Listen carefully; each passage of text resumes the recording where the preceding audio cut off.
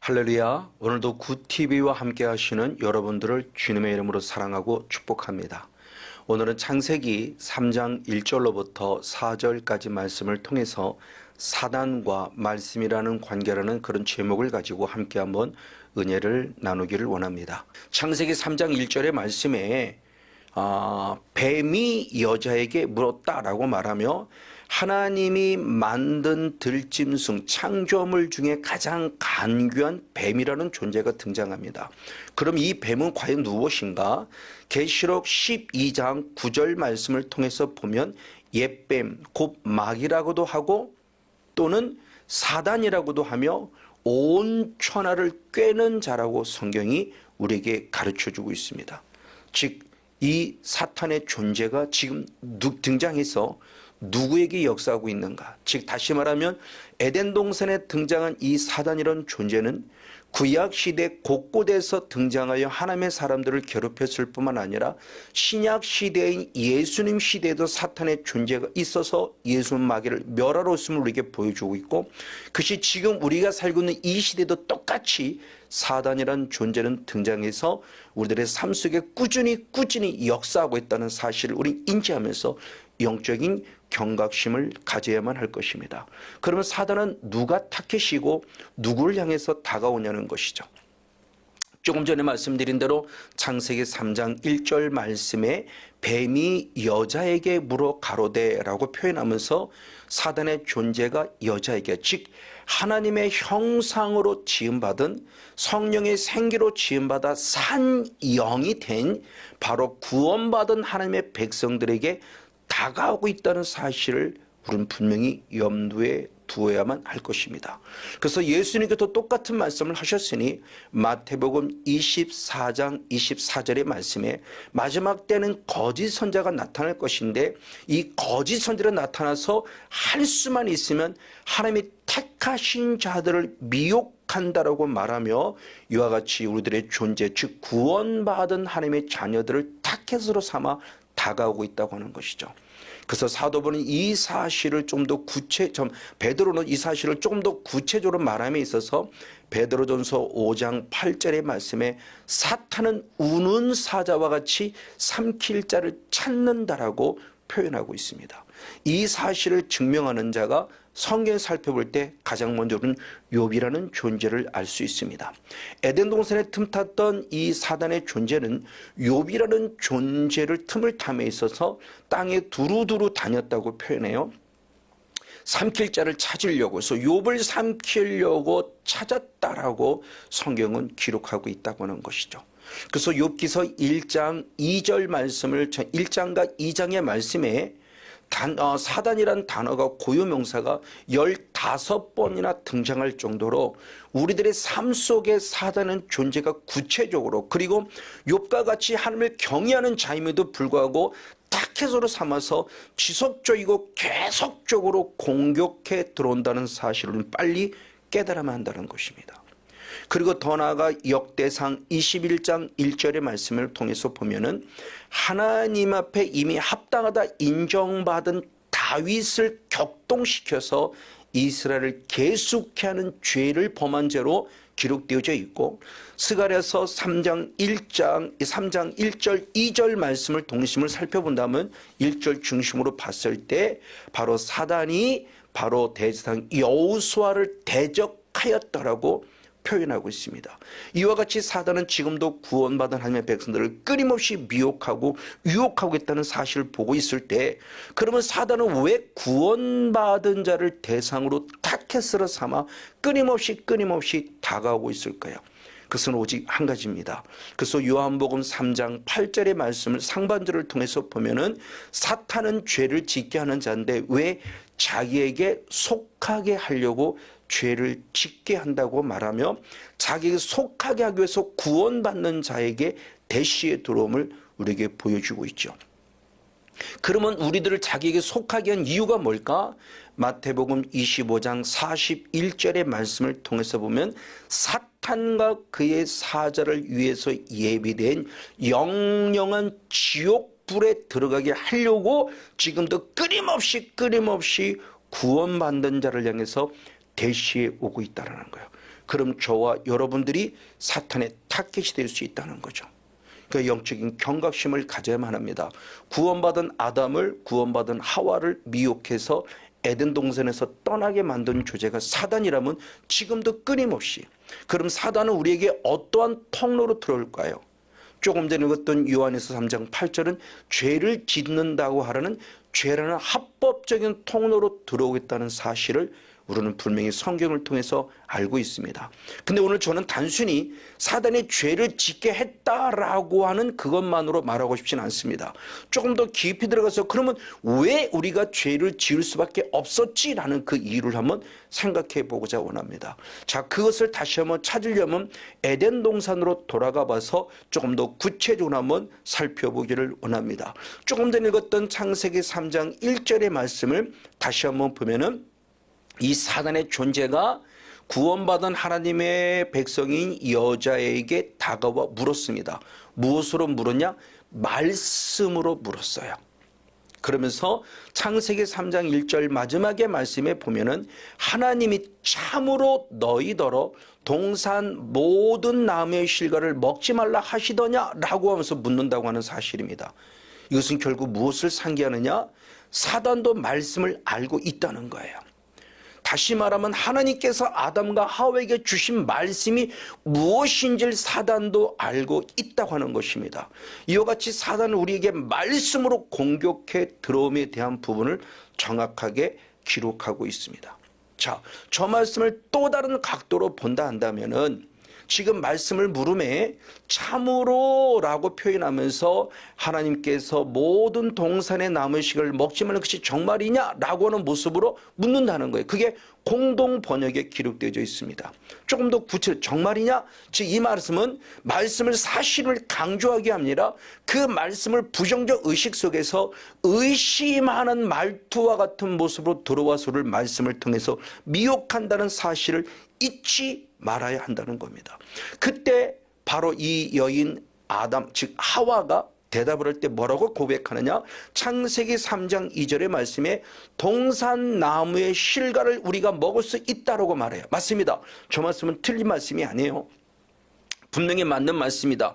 하나님께서도 창세기 2장 16절의 말씀에 동산 각종 나무의 실을 내가 임의로 먹어라라고 주님이 말씀했기 때문에 틀린 말씀은 아닙니다. 근데 문제는 뭐냐? 3절부터 문제가 파생되니 창세기 3장 3절의 말씀 우리 한 목소리 한번 같이 한번 읽어보시겠습니다. 시작.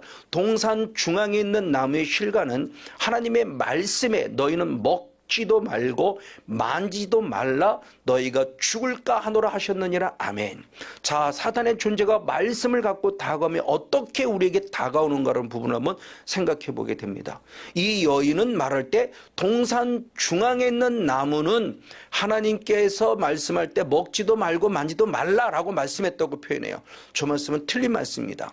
창세기 2장 9절에 보면은 동산 중앙에는 선악을 알게 하는 나무만 있는 것이 아니라 생명나무도 있었다고 말씀해요.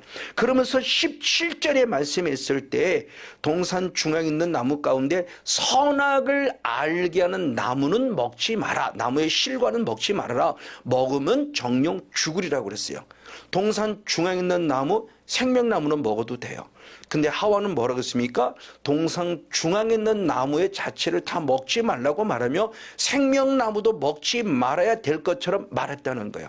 이것이 이미 사단의 미혹을 받았을 때 우리가 말씀 안에서 변질되어 가고 말씀을 잃어버리고 있는 과정을 잘 설명해 주는 대표적인 말씀입니다. 그리고 또한 더불어 예수님 하나님은 먹지 말라고 그랬는데 하와는 어떻게 말씀을 변질시키느냐? 만지지도 말라라고 했다고 말씀을 변질시킵니다.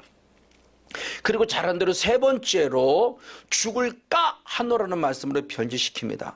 하나님은 정령 죽으리라 그랬습니다. 정령 죽으리라는 말씀이 죽을까 하노라는 말씀으로 변질되기 시작했어요. 그랬더니 사탄이 등장하면서 창세기 4장 4절의 말씀에 충격적인 말씀을 합니다. 사탄이 여자에게 이르되 너희가 결코 죽지 아니하리라. 정말 있을 수 없는 이야기입니다. 정령 죽으리라는 말씀이 죽을까 하노라로 말씀이 변질된 순간 사탄은 말합니다. 아니 절대 죽지 않아 라고 말하며 하나님 말씀을 100% 변질시킨 사건을 우리는 말씀 안에서 분명히 살펴볼 수 있습니다.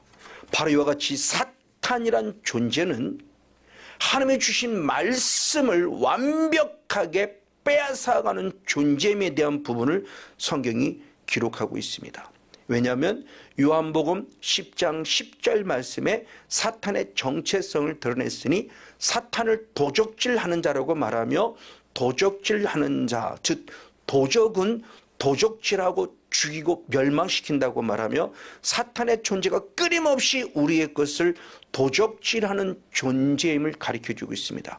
특별히 많은 것들을 도적질하지만 오늘 창세기 3장의 말씀과 견주어 본다면 하나님께 들은 말씀을 빼앗아간다고 성경은 기록하고 있으니 예수님이 누가복음 8장 12절에 이렇게 말씀했습니다. 우리 한번 누가복음 8장 12절 한 절 말씀을 같이 한번 읽어보시겠습니다. 시작. 길가에 있다는 것은 말씀을 들은 자니 아멘. 이에 마귀가 와서 그들로 믿어 구원을 얻지 못하게 하려고 말씀을 그 마음에서 빼앗았다라고 표현해요. 하나님 나라에 대한 비유를 주님이 설명함에 있어서 가장 먼저 길가밭을 얘기하는데 그 길가밭의 존재를 얘기함 속에서 말씀을 들은 자, 구원받은 자입니다. 근데 구원받은 자에게 누가 등장했냐? 에덴 동산처럼 마귀가 등장했습니다. 왜 마귀가 등장했냐? 말씀을 빼앗기 위함입니다. 아담과 하와에게 준 말씀을 빼앗았습니다. 왜 빼앗았을까요? 원인은 오직 한 가지입니다. 구원받지 못하게 하려고 빼앗았다는 거예요. 그래서 결국 말씀을 빼앗겨서 죄를 범했어요. 근데 문제는 뭐냐? 죄를 범하고도 죄를 죄로 알지 못한다는 게 문제예요.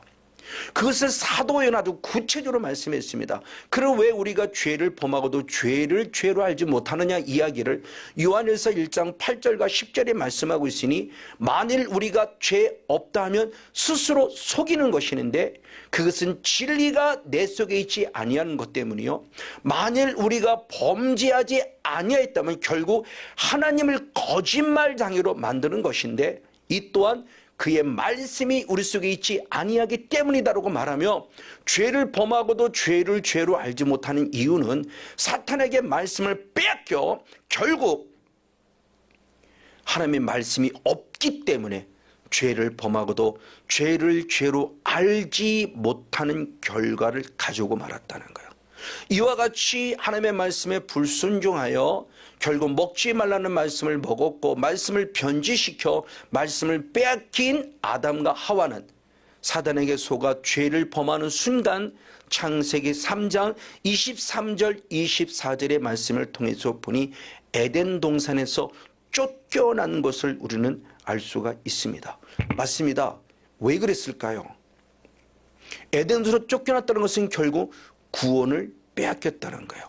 구원 얻었음에도 불구하고 산 영이 되었음에도 불구하고 말씀을 빼앗긴 순간 사단에게 미혹당하여 말씀을 빼앗기는 순간 결국 구원을 빼앗겼다. 에덴 동산에서 쫓겨났다는 거예요. 그래서 사도 요한은 마지막 요한계시록 22장 18절 19절에 말씀할 때 하나님의 약속한 말씀에 그 말씀을 더하면 성경에 기록된 재앙이 그들에게 더하실 거라고 말씀했을 뿐만 아니라 혹시도 하나님의 약속한 예언의 말씀을 제하고 빼앗아버리면 더 제거버리면 하나님의 이 책에 기록된 생명나무와 및 거룩한 성에 참여하면서 제하여 버리라 말씀하며 천국에 들어갈 수 없고 오히려 지옥에 들어간다, 즉 구원받지 못한다는 사실을 성경이 반드시 우리에게 가르쳐주고 있으니 바로 에덴 동산의 틈을 탄 악한 사탄 마귀는 지금도 우리에게 끊임없이 침투하여 우리들의 존재 속에 하나님 말씀을 빼앗아감으로 말미암아 천국 백성이 아니라 지옥 백성이 되게 하고자 한다는 사실을 우린 영적인 경각심을 가져야만 합니다. 맞습니다. 사탄이 이렇게 말씀을 변질시킵니다. 그래서 사탄이 말씀을 변질시킬 때 대표적으로 율법이라는 하나님의 말씀을 변질시킴에 대한 부분 속에서 사도 바울은 로마서 7장 11절에 이렇게 표현했으니 말씀을 빼앗김으로 말씀을 변질시킴으로 우리를 결국 죽게 만들었다고 표현합니다. 자, 로마서 7장 한번 11절 한 절 말씀을 같이 한번 읽어보시겠습니다. 죄가 기회를 타서 계명으로 말미암아 나를 속이고 그것으로 결국 나를 죽였다고 표현해요. 이와 같이 사단의 존재는 지금도 끊임없이 우리에게 침투해서 죄를 기회로 타서 말씀을 변질시킵니다. 그래서 그 말씀을 변질시킨 것을 통해서 우리를 결국 죽게 만드는 것. 그래서 사망의 계명을 참 생명의 계명을 사망의 계명으로 만드는 사탄의 술수를 우리가 한번 살펴볼 수 있습니다. 바로 이런 모습을 통해서 과연 우리의 존재는 어떤 존재가 될 것인가. 그러나 그럼에도 불구하고 마지막에 빌라델비아 교회를 칭찬하는 하나님의 말씀이 기록되어 있으니 하반절의 말씀에 보면 빌라델비아가 왜 칭찬을 받느냐 그럴 때 말씀을 지켰기 때문이라고 성경이 기록하고 있습니다. 자, 마지막의 말씀을 봅니다. 내가 적은 능력을 가지고도 내 말을 지켰고 내 이름을 배반치 아니했다라고 칭찬해요. 하나님 말씀을 지켰다는 겁니다. 적은 능력을 가지고도. 맞아요. 귀신을 쫓아내는 능력은 적었을는지 몰라요. 병 고치는 능력은 적었을는지 몰라요. 혹시 예언도 하지 못하고 방언도 하지 못하고 환상도 못 보는 아마 그런 연약함이 있을는지 모르지만 그럼에도 불구하고 칭찬받았다는 겁니다. 왜? 하나님 말씀을 빼앗기지 않고 지켰고 예수의 이름을 배반치 않았기 때문이라고 분명히 축복하고 있습니다. 근데 하나님께서는 이 빌라델비아 교회를 축복하는 것으로만 끝나지 않습니다. 오히려 한 번 더 신신당부합니다. 뭐라고 신신당부하는가? 계시록 3장 11절의 말씀에 보니 내가 속히 임할 것이다. 그때 내가 가진 것을 굳게 잡아 아무나도 이 면류관을 빼앗지 못하게 하라라고 선포하면서 그렇게 칭찬함에도 불구하고 또 신신당부하며 절대 사탄에게 그 누구에게도 하나님이 주신 생명의 말씀, 믿음 그리고 면류관을 빼앗지 못하도록 굳게 잡으라고는 말씀으로 당부하는 사건을 우리는 살펴볼 수 있습니다. 자, 이와 같이 에덴 동산에서 말씀을 뺏어간 사단, 예수님 시대에도 끊임없이 하나님 말씀을 들은 자들의 마음에서 말씀을 빼앗아간 사단.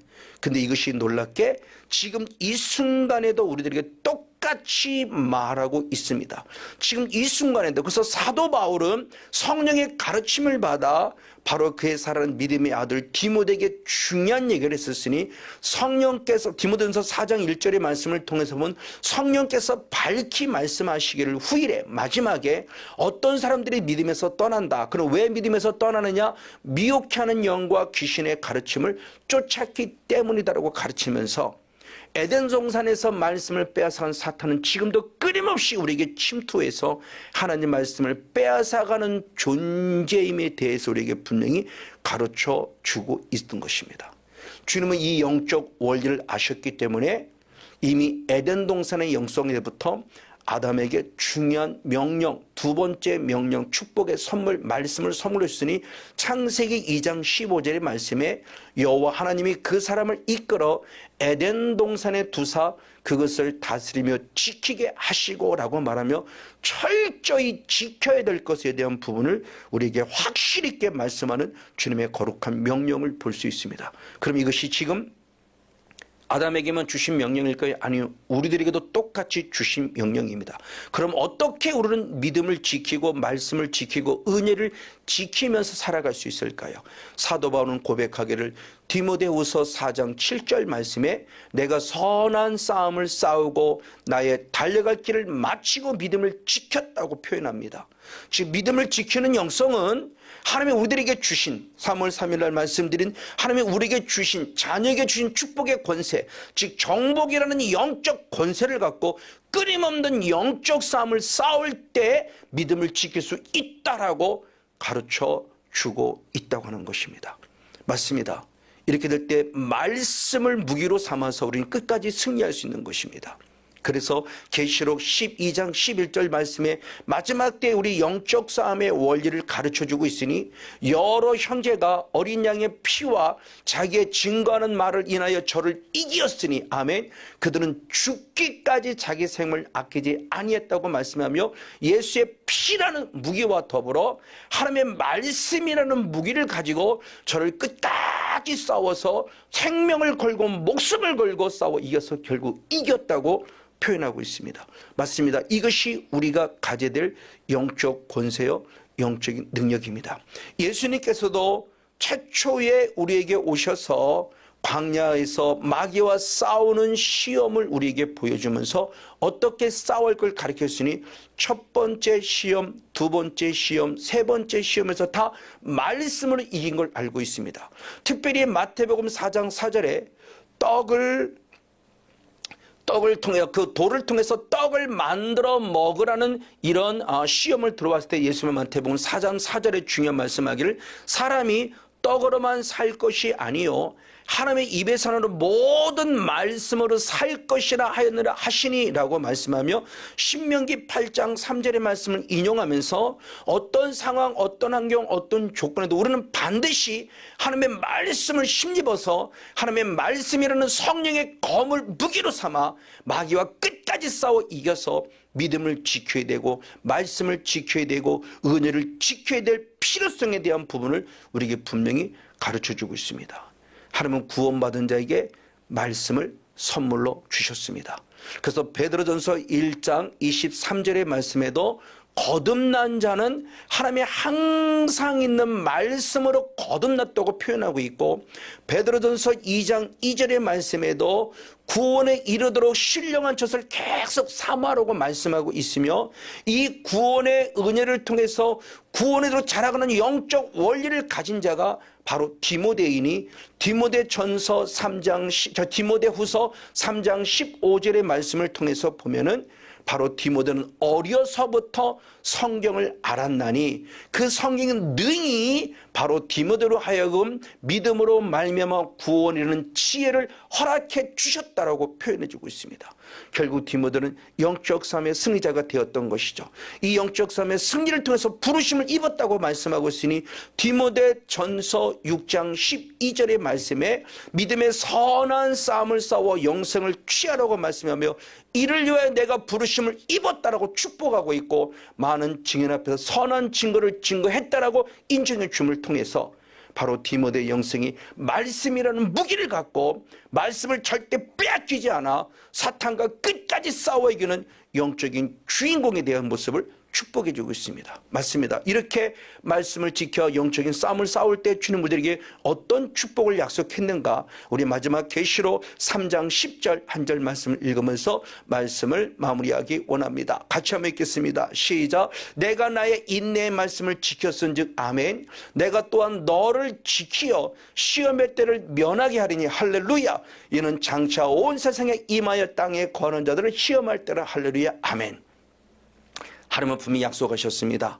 빌라델비아 말씀을 지키는 축복하셨고 말씀을 지킬 것을 당부하셨고 이렇게 말씀을 지키는 영적 싸움을 싸울 때 마지막 결정적인 순간에 시험의 때를 면하게 해주는 은혜를 입었으니 오늘 에덴 동산은 하나님의 나라가 이루어진 저와 여러분 마지막 끝까지 말씀을 무기 삼아 영적 싸움을 싸워서 다시는 에덴손을 뺏기지 않냐고 끝까지 승리하여 하나님 나라를 확장시켜가는 승리의 주인공 우리 모두가 되어지기를 예수님의 이름으로 간절히 축복하고 축원을 드립니다.